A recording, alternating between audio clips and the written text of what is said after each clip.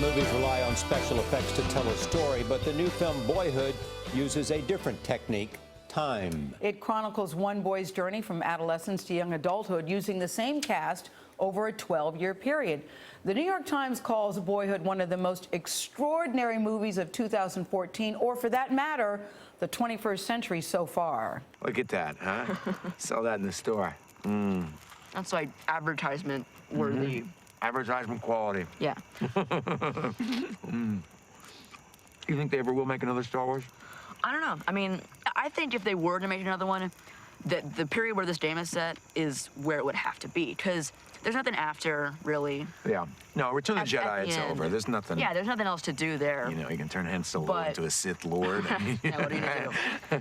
Richard Linklater is the director of Boyhood. The cast, he cast Ellar Coltrane in the lead role when he was just 6 years old. Good morning to you both. Can I just say, I love this movie. It ended with my heart still intact. I thank you for that. You know, critics have said groundbreaking, unprecedented, a masterpiece to describe what you did on the screen. How did you do what you did, Richard, up there? Well, Your process. it was definitely a new way to tell a story. I hadn't seen a film that all the characters in it just age and grow up over time, but I was trying to tell a story about growing up. But I was really interested in the whole process of it, how we change, how we stay the same, how the relationships shift around, how we kind of become ourselves at some point. You know, so you can't really do that in one little bit. But 12 years it took you. Yeah, that was the only way to do it, to film a little. We'd film about 3 or 4 days a year and, you know, edit, and we were just making the film for 4,200 days, I guess. Tell us about casting. Yeah. Well, the biggest decision ever was casting this guy right here.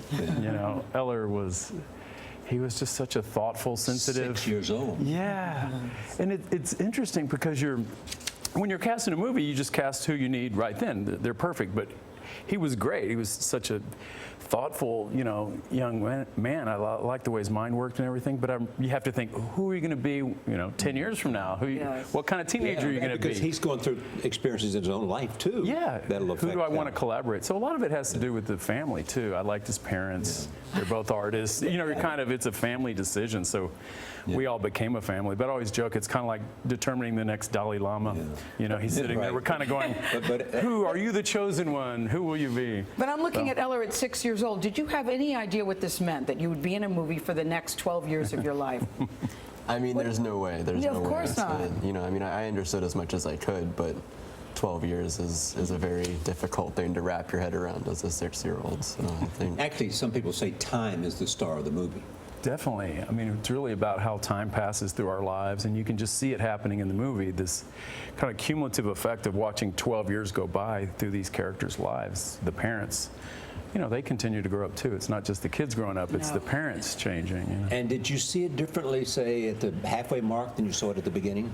Yeah, the investment felt more. At the beginning, it's sort of it's an idea, it's a, you know, concept of how to make a movie, but to see it actually working, to every year work with this kid when he gets a little bit older, a little more mature, starts bringing more to the project, more to collaborate with, bringing himself to it. That was the fun part. Is the story over? Oh, too soon to tell, you know. I was wondering if you did, Ellar, become more collaborative, because I heard that Richard said he didn't want you to do anything on the movie that you had not done in real life.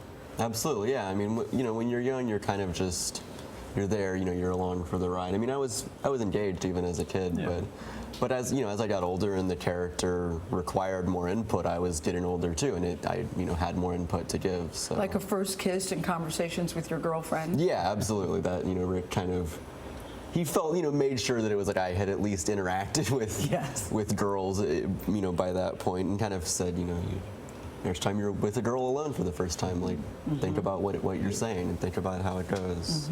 And did this change the way you think about acting? I think so. Yeah, I mean, it's an incredible approach to kind of be constantly comparing it to my own experience and using my own kind of journey to inform what the character's going through, even if, you know, the experiences aren't direct. They aren't, you know, we aren't just copying things from my life, but it's always something to compare to. So. It was really wonderful. I've never seen anything like it. I left feeling very full about the whole process. Congratulations. Thank you. Congratulations Thank you so much. to you both.